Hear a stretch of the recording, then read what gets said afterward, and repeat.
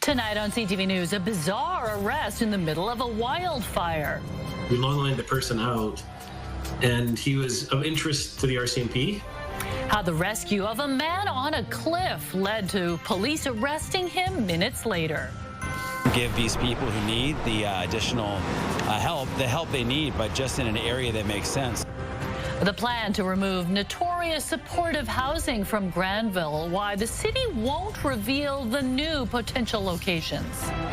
Having to see him there every single day and see the pain in his eyes every single day, it's just not fair. A pit bull on death row, why the owner says animal control sees the wrong dog. Now the battle's being fought in court.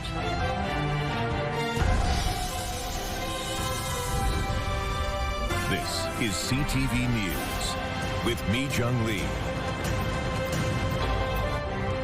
Good evening. Thanks for joining us. We begin with a story that sounds too bizarre to be true, but unfolded in the Fraser Valley. A man was rescued after being stranded on a cliff surrounded by a wildfire near Hope. And it turns out he was wanted by police. Our Penny Daflos has the dramatic details. The smoke was visible on the southern outskirts of Hope. The Silver Creek fire itself was small, but too close to the community to risk it growing any bigger. The tricky thing with this fire is it's just the terrain that it's in. It's very steep and sloped. A helicopter attacked the flames from above while ground crews trudged up the mountain. Making sure everybody stays safe while they're working it, it's a big concern. Those crews called off the chopper after hearing something. Somebody calling for help. Brad Fandrich changed gears from aerial firefighter to rescue pilot. The local search and rescue team worked with him to line a man off a cliff face to safety, and a surprise. We've never gone from the subject of a rescue to being walked away in handcuffs within 2 minutes of him arriving on the ground. That's the first for sure. Mounties say the man they rescued was Caden Blackwell. The 27-year-old has been wanted for months and was the subject of multiple outstanding warrants and Crime Stoppers bulletins. Public court records show he's facing multiple charges, including driving without a license and assaulting a peace officer. Where this fire started, it's above a band of cliffs that there's nobody camping there or anything. It was definitely suspicious. The Wildfire Service has determined the fire was human caused, but won't address rumors Blackwell may have started a signal fire for help that got out of control. The wildfire danger rating is currently moderate in the Lower Mainland and Fraser Valley, but with more warm weather on the way, you can expect to see the fire danger rating starting to rise. Blackwell is expected to be far from the woods in custody. Penny Daflos, CTV News, Vancouver. There are concerns that warm weather and lightning could threaten the firefight in BC as drought conditions persist. The Eisman Creek fire is considered out of control but remains at 155 hectares. It's near Lytton, where temperatures are set to hit 30 degrees this weekend. Heavy smoke in the area has prompted an air quality advisory. That fire is confirmed to have been sparked by a wheel that flew off an RCMP trailer. Elsewhere in the province, northeastern BC continues to see lots of fire activity. There is some rain in the forecast, but with that brings the threat of lightning. All other fires in the zone are either lightning or overwinter fires from 2023, which started a few fires in 2024 and are now showing up in 2025. As early as last week, we had a few fires come back to life after being dormant for the winter. So very challenging conditions, fires digging in really deep in some of those organic soils in the boreal forest. There are currently 79 active wildfires burning in BC. 2 of them started in the last 24 hours. A convicted sex offender that police warn poses a high risk to young boys was released from custody today. 55-year-old Kelly Isbister will be living in Vancouver after serving an 18-month sentence for 1 count of possession of child pornography and 1 count of breach of recognizance. Police believe he poses a high risk to children and youth in the community. Isbister must adhere to a long list of conditions, including having no contact with anyone under the age of 18. Changes could be on the horizon for the Granville Strip. The mayor is calling on the province to move notorious social housing away from the neighborhood to city-owned properties elsewhere. But there's a huge question the city and province won't answer. CTV's Craig Krause explains. Fires, floods, and crime, a trio nothing new to the Granville Strip, sparking repeated calls for action. Unchecked criminality. Just in the last month alone, my ceiling has caved in 3 different locations 3 times. My entire ceiling is caved in. This is just one nightclub operating beneath social housing facing issues, but that could soon change. In a statement, Mayor Ken Sims says his office has provided the province with a list of 5 city-owned sites that could be used for supportive housing to replace 3 on Granville Street. I think they have the will, the desire to really clean up Granville Street. At the same time, give these people who need the additional help, the help they need, but just in an area that makes sense. The problem, the mayor won't answer where the 5 sites are. For the mayor to kind of make political capital out of it and not follow through with some of the details, I don't think is especially useful. The province also wouldn't reveal the sites, only saying they're reviewing the initial list and are eager to move forward, leaving hundreds in limbo. If you are forced to leave this building to another neighborhood, would you be willing to do that, or do you want to stay here? I want to stay here. This is a great neighborhood. Everything's convenient for everyone.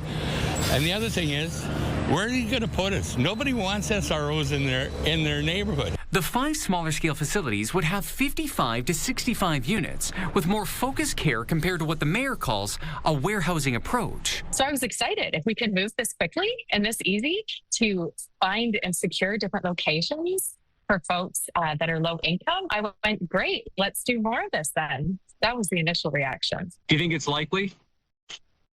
I do not think it's likely that all of these spaces have been secured at such a quick time.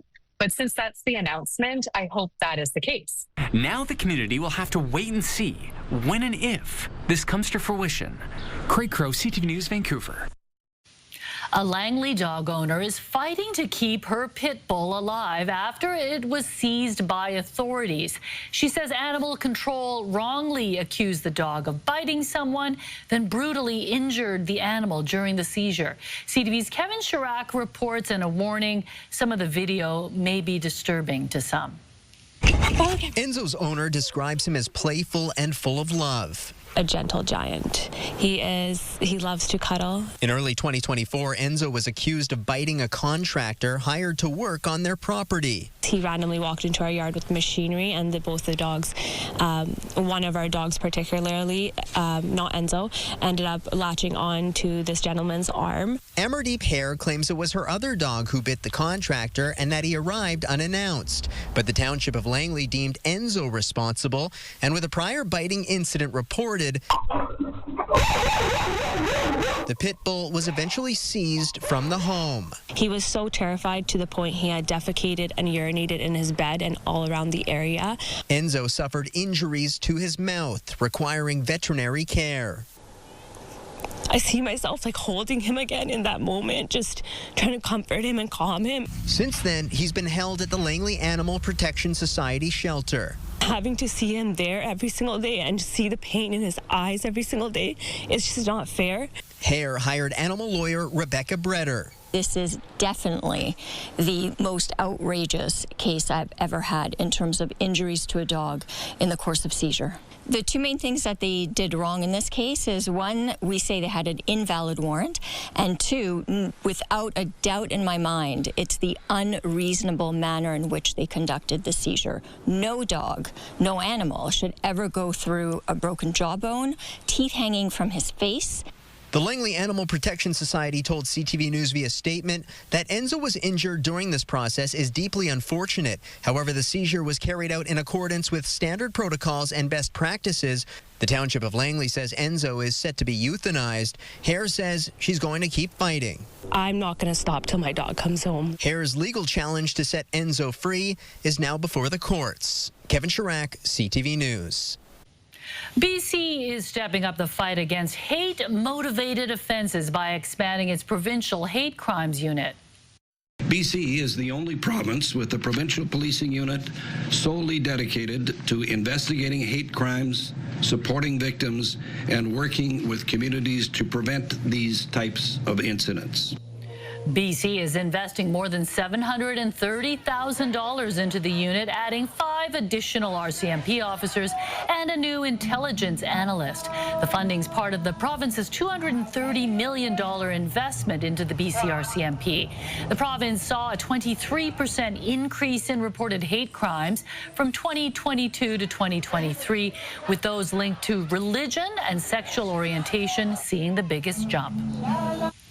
The public safety minister faced questions today over why the prosecution service has yet to decide on possible hate crime charges against Charlotte Cates.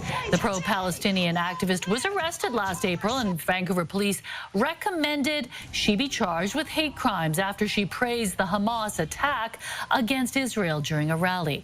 The minister says her case will soon be before the courts, which he stresses is a key step in the prosecution service's process.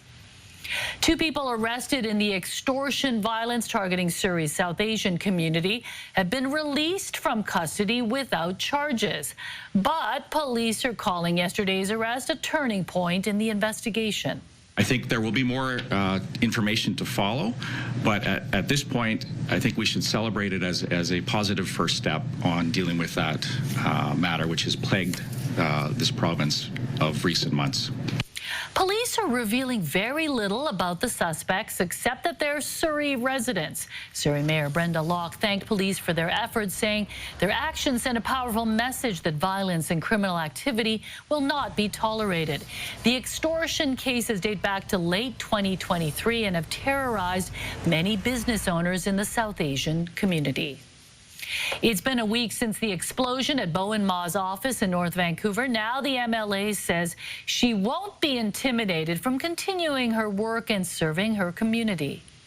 I've done a lot of reflecting on how frightening a situation like this can be for a community. And I want the community to know that my office continues to be there to support them and that I have full confidence in the RCMP as they conduct their investigation.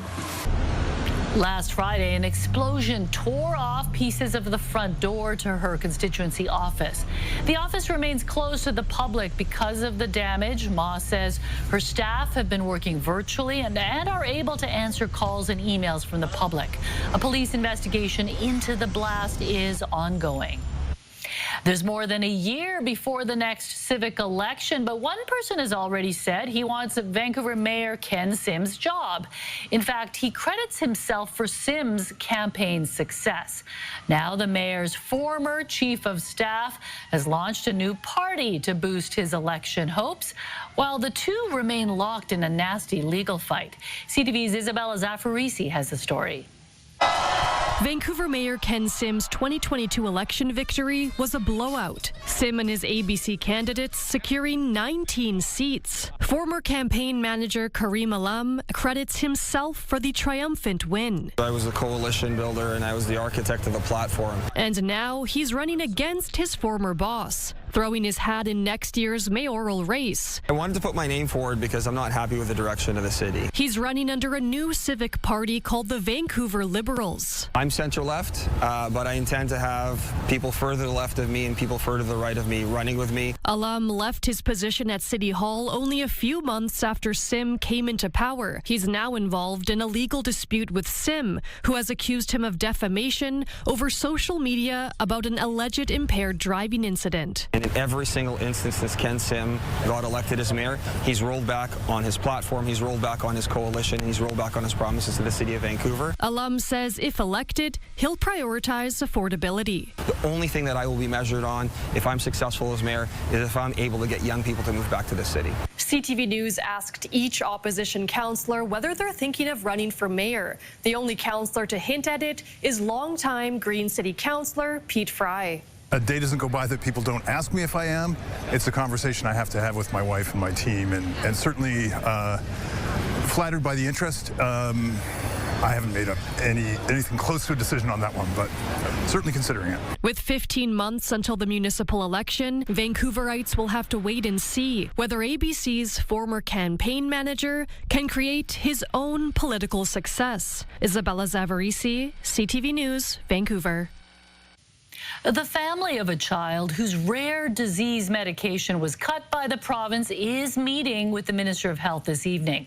This morning, Charlie's mother took to Facebook to thank the public for their ongoing support. Trying everything we can for her. Thank you, everybody. They will be joined by 2 Batten's disease experts, including one from Australia. The meeting comes after the ministry cut their BC-wide coverage of the expensive yet life-extending drug called Brineura. With Charlie's final infusion occurring last week, the family is now pleading with the province to help keep their daughter stable. The union representing emergency dispatch operators in BC is calling on the province to modernize the 911 system and revolutionize how it's being funded. And what it looks like when there isn't enough funding, when there isn't enough oversight, and when there aren't standards in place is that we see calls waiting over 5 minutes to be answered. Recommendations include establishing reliable provincial funding for the system that is currently largely paid for by municipalities. They're also asking for improved oversight and accountability, as well as better integration of mental health support in 911 responses. A provincial review of the 911 service is currently underway, with results expected as early as the end of the year. The Independent Investigations Office is looking for witnesses of a crash in Langley that involved officers in the gang unit. Officers were traveling eastbound on 36th Avenue near 200th Street the afternoon of April 10th, following a vehicle believed to have been in a robbery. That's when they collided with another vehicle driven by a member of the public. The civilian was taken to hospital, and 2 police officers also suffered injuries. Anyone with information is asked to contact the IIO. The search has been called off for a 20-year-old hiker who went missing near Shannon Falls. Alexander Nguyen was hiking with his family on Canada Day and was last seen on the Sea to Summit Trail. More than 50 people aided in the search, which included several helicopters and drones. Squamish Search and Rescue say that after a thorough search of the area, they are suspending their operations. The BC SPCA is warning dog owners about the risks of bear encounters after caring for a pup that survived one, and a warning the images in this story might be disturbing to some viewers. This poor dog, Rocky, came into the SPCA with an enormous neck wound from a bear attack. The agency says the wound was badly infected, and x-rays showed Rocky had an old jaw fracture, suggesting the dog lacked proper vet care for years. Rocky's now recovering at a new forever home. The BC SPCA says dog owners in bear country should always make sure their pets are leashed in forested areas. Comments from the U.S. ambassador to Canada are raising doubts as to whether a trade deal can be reached by the July 21st deadline. Also ahead. You can imagine something like this, pointed at an officer or seen by a member of the public. The growing problem of lighters that look like guns, what the city's doing to crack down before someone gets hurt, and the pushback when CTV News at 6 continues. Stay with us.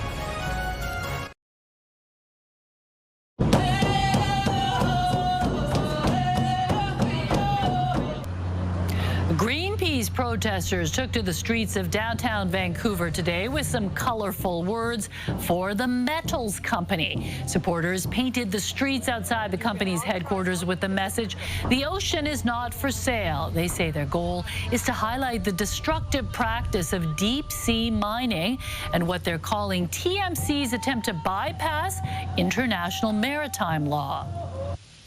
Gun-shaped torchlighters are becoming more popular across Metro Vancouver and creating quite the problem for police. It's become such an issue, one city councillor wants to get rid of them entirely. CTV's Kevin Chirac has more on the move to ban the nuisance novelty item. They look like the real thing, and police are growing tired of them. You can imagine something like this, pointed at an officer or seen by a member of the public in a dark alley in the middle of the night. We're going to think this is a gun.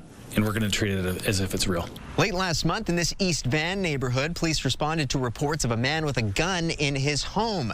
It prompted a large response and took several hours, but turns out it was one of those gun look-alike lighters. Anecdotally, I can tell you we're receiving multiple calls each week. Sergeant Steve Addison says each call can deploy a dozen officers or more, tying up valuable resources. Gun-shaped lighters are, frankly, they're a bit of a menace. City Councillor Mike Klassen is pushing a new bylaw to ban the sale of these novelty lighters in Vancouver stores. They don't serve any real purpose, and they create a huge amount of risk where police come out in big numbers, you could think, because they think they're real weapons, and potentially somebody could get hurt. Well, the whole thing is just so silly and so immature. This firearms advocate calls the bylaw impractical and a waste of time.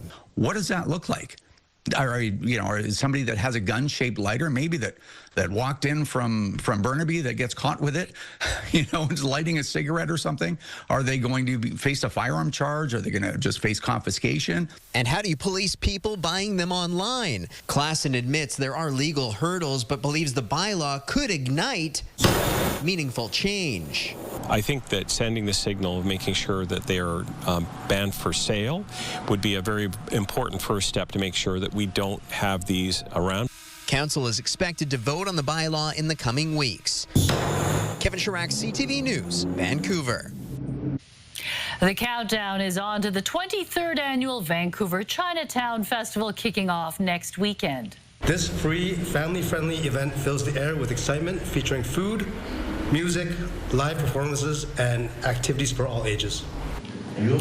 With 8 days to go, organizers outlined what festival goers can expect on July 12th and 13th.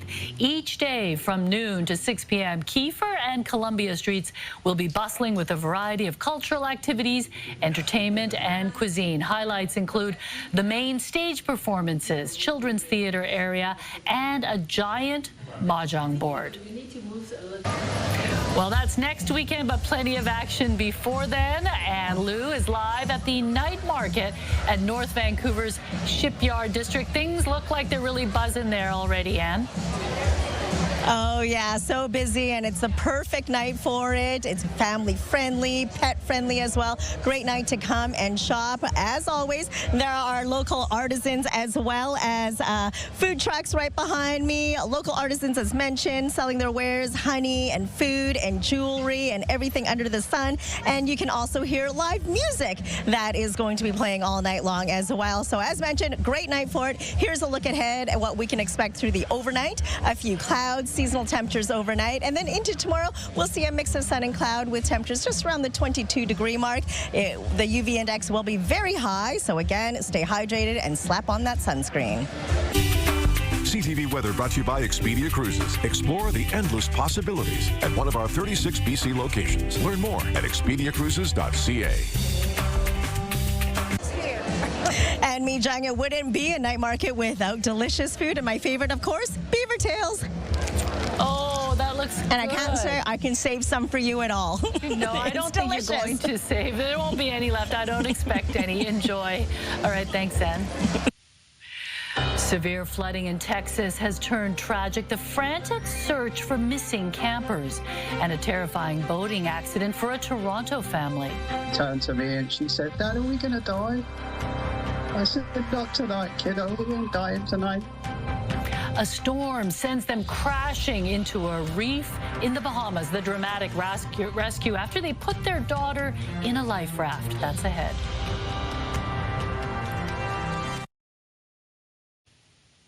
At least 13 people have been killed after catastrophic flash flooding in Texas. On a day which is usually for celebration, it's a very tough day in Texas. The Guadalupe River rose nearly 8 meters above normal in just 45 minutes. A number of summer camps line the river banks, and tonight there are 20 kids still unaccounted for. Texas Governor Greg Abbott says the state is sending all available resources to the area. More rain is forecast into the weekend, and first responders are expecting more flooding as water moves downstream. Turning now to a terrifying situation for a Toronto family sailing in the Caribbean. Their 41-foot sailboat blown into a reef before a dramatic rescue by the U.S. Coast Guard. CTV's John Woodward has more on the family's efforts to rebuild and return home. Krista Scholl and Tony Bryant saved for years in Toronto, fixing up their 41-foot sailboat Mischief before setting sail for a life at sea. We were part of the downtown Toronto rat race for 9 years. Got on the move at 6:30 this morning. By 2023, they were working remotely from the sailboat deck and showing their 8-year-old daughter Adelaide the world. Every place we'd go to, there'd be something different. Like there's dolphins jumping off the bow. Like we'd learn about dolphins.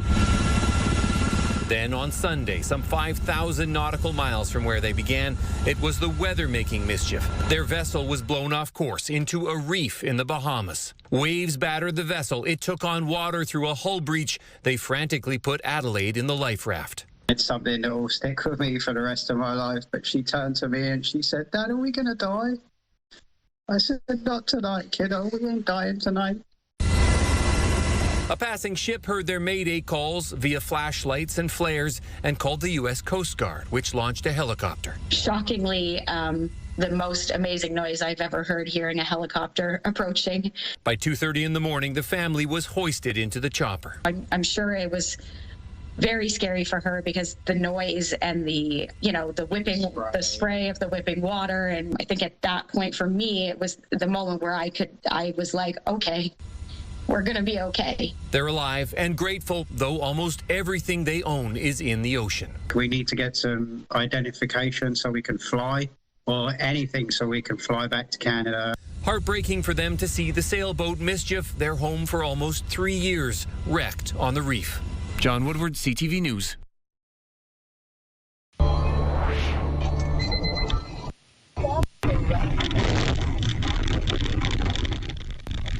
A New Brunswick woman says she is lucky to be alive after her car was sideswiped by a tractor trailer. The truck then traveled across the median onto the opposite highway and crashed into a sign before rolling over. Officials say the truck driver suffered a medical emergency before the crash and was taken to hospital with minor injuries. What it will mean to Canada's deficit to meet NATO's defense spending target and what Ottawa may slash, also ahead. The president has made it clear. I think every country is going to pay some level of tariffs. The U.S. ambassador to Canada wouldn't commit to a trade deal by the deadline of July 21st. And we talked to an American who lost her job because of tariffs. That's ahead. New comments today by President Trump's ambassador to Canada are casting doubt on whether a trade deal between Canada and the U.S. will actually be signed later this month. CTV's Adrian Gabriel has the latest from Washington, D.C., where the U.S. is celebrating the 4th of July holiday. Pomp and plenty of patriotic pageantry as thousands gather in the U.S. Capitol to celebrate America's 249th birthday. And everyone's more patriotic, and everyone seems to be loving the 4th of July festivities this year. Though some share their love for country by gathering in protest against the current U.S. administration with a reading of the Declaration of Independence. We hold these truths to be self-evident, that all men are created equal. I'm deeply ashamed by my country right now. Carolyn Smith is an architect from Ohio. She says President Donald Trump's tariffs on Canadian building materials resulted in her being laid off just 2 months ago. The projects that I was working on are starting to feel the effects of that lack of access to materials. Meanwhile, in Ottawa, U.S. Ambassador Pete Hoekstra celebrated the day while stopping short of committing to a July 21st deadline to reach a trade deal with Canada. The president has made it clear. I think every country is going to pay some level of tariffs, but the overall agreement, I think, at the end of the day is going to be good for Canada, and I think it's going to be good for America. Back on the parade route, we met Nova Scotia native John Babcock, who left Canada 25 years ago and now operates a business in the U.S. It's been the best year I've ever had in business. I think with the changes Trump has made, we're going to see our most profitable year ever, even with some of the higher prices that we have to pay in tariffs. So I'm really positive about it. On this July 4th, nearly everyone here taking in the day want the same same thing, a better future for America, though many remain divided, perhaps now more than ever, on the path towards a truly united States. Adrian Gobriel, CTV News, Washington. New data shows Ottawa's recently announced plan to meet NATO's defense spending target will significantly raise Canada's deficit in the coming years. The C.D. Howe Institute predicts the deficit will top $92 billion this fiscal year and average around $78 billion over 4 years. Pre-election and pre-trade estimates put the deficit at $42 billion for this year. A report from the Canadian Centre for Policy Alternatives suggests Ottawa will offset spending by making historic cuts to the public service. Experts warn if the government starts cutting jobs, Canadians will feel it. We look at the various departments like National Defence, Indigenous Services Canada, Statistics Canada, Health Canada, you know, those are not departments you're cutting. They are providing key services to Canadians day in, day out. Other public service unions confirm thousands of jobs have already been cut. C.D. Howe is calling on the government to make steeper cuts to program spending and reduce federal transfers to provinces. It looks like British Columbians aren't the only ones with questions over the price tag for the upcoming FIFA World Cup.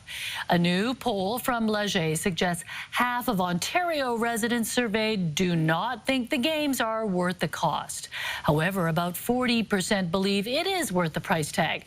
Toronto is hosting 6 World Cup games next year with an estimated cost of $380 million. BC's cost to host 7 matches at BC Place could be as high as $624 million. A couple in Alberta believe they captured on camera a rare example of ball lightning. We'll show you the strange sight also ahead.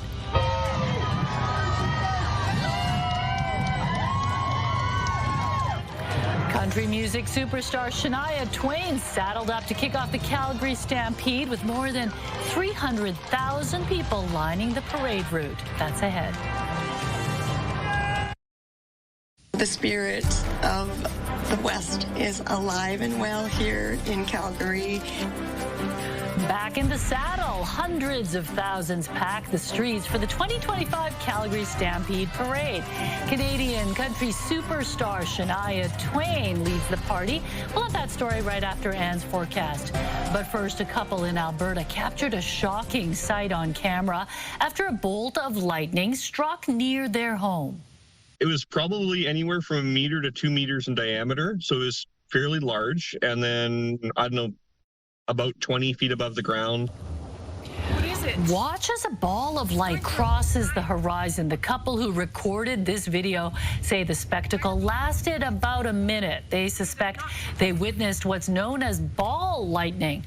The rare phenomenon is yet to be explained scientifically. One storm watcher tells CTV News this sighting was likely the result of lightning hitting a power line. Either way, the couple says it was an awesome sight to see.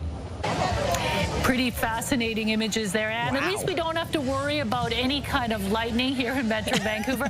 Perfect weather tonight to be out at the Shipyards.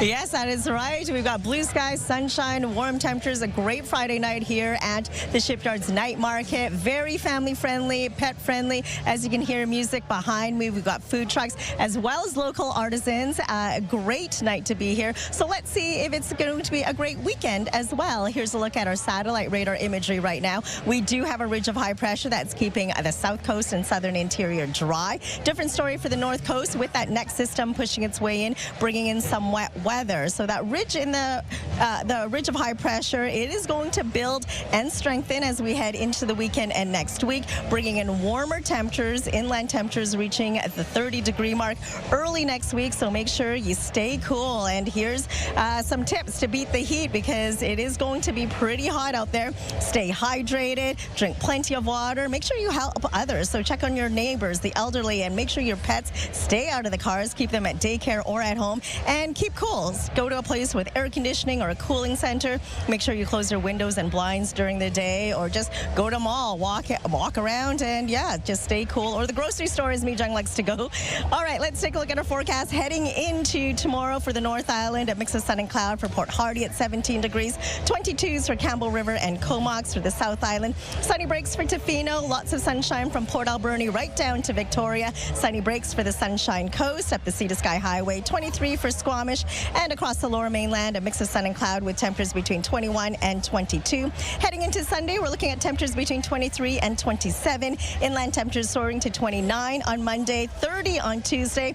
A few scattered showers expected on Wednesday with some sunny breaks. Slight chance early Thursday morning before it clears out of the way. And then on Friday, we're looking at mostly sunny skies and a high of 24. CTV weather brought to you by Expedia Cruises for air, land, and sea vacations. So we're here at the Shipyards Night Market in North Vancouver, and joining me now is the COO as well as the entertainment director, Mike Bleakley. Thanks for joining us today. So this is the third year you've been in charge. What can people expect? Well, we are, for one, we're free. We do this every week until September 12th from 3 to 10.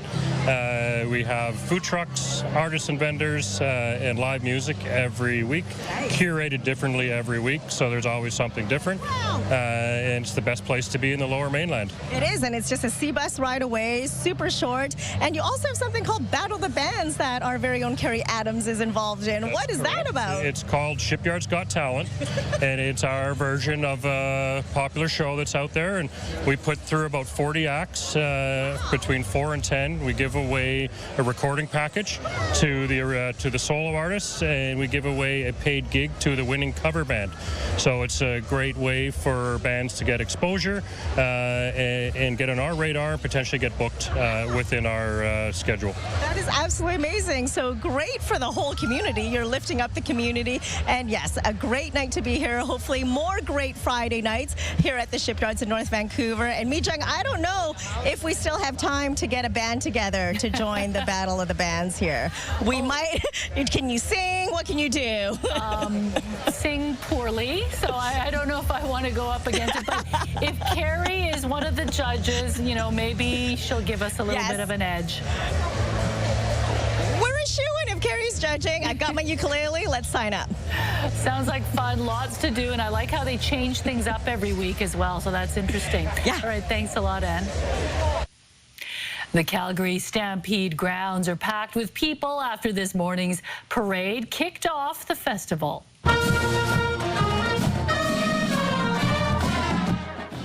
An estimated 330,000 people lined the 5-kilometer route as culture, community, and cowboy spirit took center stage. The parade featured more than 5,000 participants and 700 horses. At the heart of it all, country music icon Shania Twain, who served as this year's parade marshal. She calls it one of the biggest honors she's ever received. This is really just about a personal exchange with Calgary, with the Stampede, and I'll feel like this is my grand welcome. The festival generates an estimated $280 million for Calgary's economy. Stampede organizers say they hope the global attention following the G7 in Kananaskis has kept the spotlight on Alberta and translates into record attendance and long-term growth. A street party, outdoor movie, and more. Still ahead tonight, the Friday Feelgoods. A look ahead to some fun events happening in Vancouver. Plus, positive pruning. Adam finds out why a BC man was inspired to name a problematic bush next to his driveway Dude. Coming up on the Sawatsky Sign-Off. Right now, here's a preview of CTV Morning Live. It's an opportunity to explore your own backyard and save your family money. Monday on CTV Morning Live, a closer look at some of the BC destinations that you can explore with your Canada Strong Pass this summer. And while you're on that road trip, is your pet buckled up? We'll get a demonstration on the right way to secure your four-legged family member in the car. We'll see you Monday morning. News, weather, and traffic. It's everything you need. CTV Morning Live, weekdays 6 to 9.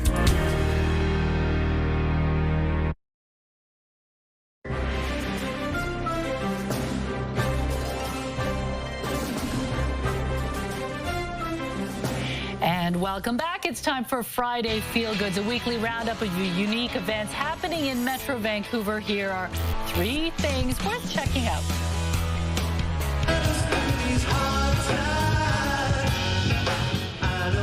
The Capsolano Street Party is returning to kids this Saturday. Billed as Vancouver's largest free music and arts festival, the event will showcase more than 50 local acts. The 10-block street fair spans from Burrard to McDonald and offers a variety of food choices to keep you fueled for a day of fun.